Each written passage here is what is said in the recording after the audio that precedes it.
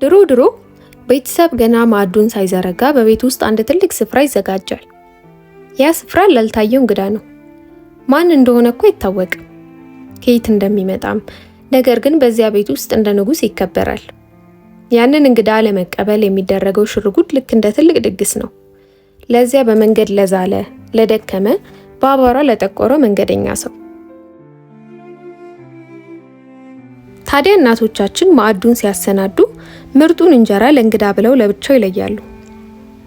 ምክንያቱም አብርሃም በመምሬ ዛፍ ስር ተቀምጦ እንግዶችን እንደጠበቀና 3 እንግዶች ወደ ቤቱ እንደገቡ ሁሉ ኢትዮጵያንም እንግዳ የፈጣሪ በረከት ወደ ቤታቸው የሚገባበት መሆኑን በነፍሳቸው ያውቃሉ።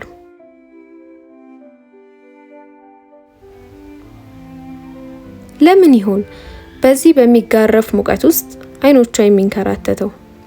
ምክንያቱም በረከት ሰዓት አይመርጥም። ያ እንግዳ በደጃፏ እስኪቆም ድረስ ነፍሷ አታርፍም። ወደ ቤቷ የሚገባ በረከት ነውና።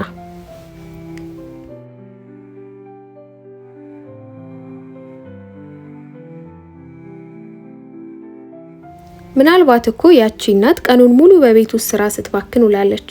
ትከሻዋ፣ እግሮቿ ደክመዋል። ነገር ግን ያንን እንግዳ ለማስተናገድ ስትነሳ አካሏ አዲስ ጉልበት ያገኛል። ያ በአቧራ የጠቆረውን እግር በምታጥብበት ጊዜ በረከቱን ታስባለች።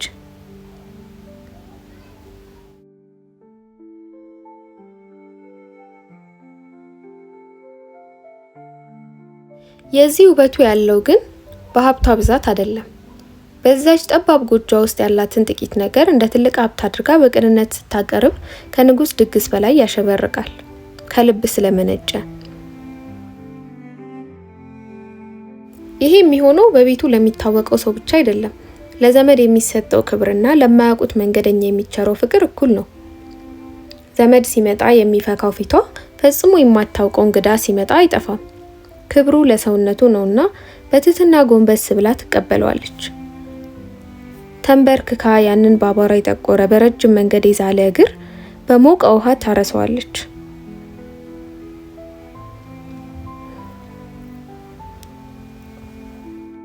ቀጥላም ያ ለእንግዳ ተለይቶ የተቀመጠውን ማዕድ ታቀርባለች።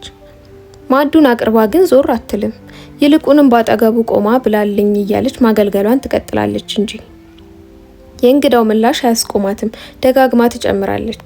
እንግዳው በባዕድ ቤት እንዳለ እንዳይሰማው ድካሟን ደብቃ። ይሄ መስዋዕትነት ግን የሚከፈለው ከእንግዳው ምንም አይነት ጥቅም ፍለጋ አይደለም። ያ መንገደኛ ነገ ተመልሶ ውለታውን እንዲከፍልላት አትጠብቅም። ምናልባትም ዳግመኛ ላታገኘውም ትችላለች። አገልግሎቷ ለዛች ቅጽበት የተሰጠ የፍቅር ስጦታ ነው። ይህ ያለን መስጠት ብቻ ሳይሆን ካለኝ በላይ ክብር ይገባሃል ብሎ ራስን ዝቅ ማድረግም ነው። ዛሬ ቤቷን የከፈተችው እናት ነገ መንገደኛ ትሆናለች። የዛሬው እንግዳ ደግሞ ነገ ቤቱን ለሌላው ይከፍታል።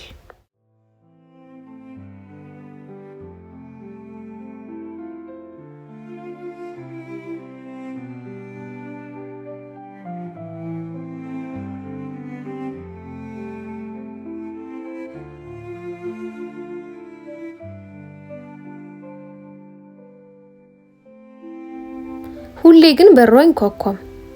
መንገዱም አንዳንዴ ባዶ ይሆናል። ነገር ግን ዝግጅቱ አይቆምም። ለሷ ያ እንግዳ መምጣቱ ብቻ ሳይሆን ለመቀበል ዝግጁ ሆኖ መጠበቁ ራሱ በረከት ነው።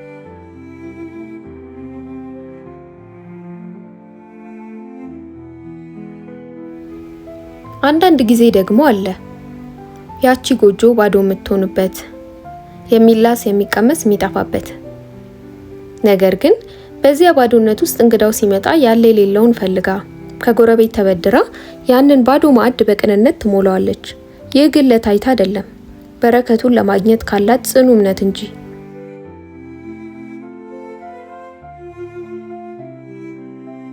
ዛሬ ዓለም ቀለሟን የቀየረች ትመስላለች። በዙሪያችን ያለው አለመተማመን እያንዳንዳችንን ደጅ ቆልፏል። የዘመን ሁኔታ የወለደው ጥርጣሬ፣ የማናቀውን ሰው ቀርቶ ቀጠሮ ይዞ የሚመጣ እንግዳን እንኳን ካለው የኑሮ ትግል አንፃር እንዴት አስተናግደው ይሆን የሚለው ሀሳብ ይቀድመናል። ያ የድሮ ደስታ ወደ ስጋት ተቀይሯል። ሙሉ ለሙሉ ባይሆንም፣ ምክንያቱም በእያንዳንዱ ቤት ውስጥ አሁንም ያ የጥንቱ ቅንነት አለ። ከልብ አይጠፋም። ይሄ የማያቋርጥ ዑደት ነው። እቺ ምድር ሁላችንም እንግዳ የሆንባት ናት።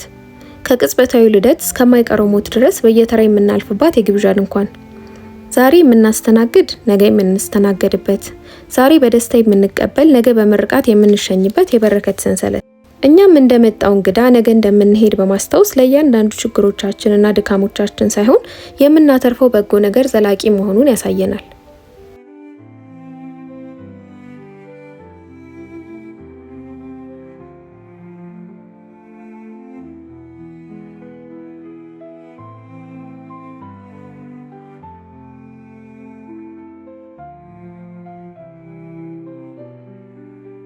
ምክንያቱም በዚች ምድር ዘላቂ የለም፣ ሁላችንም እንግዳ ባለቤቶች ነን እንጂ።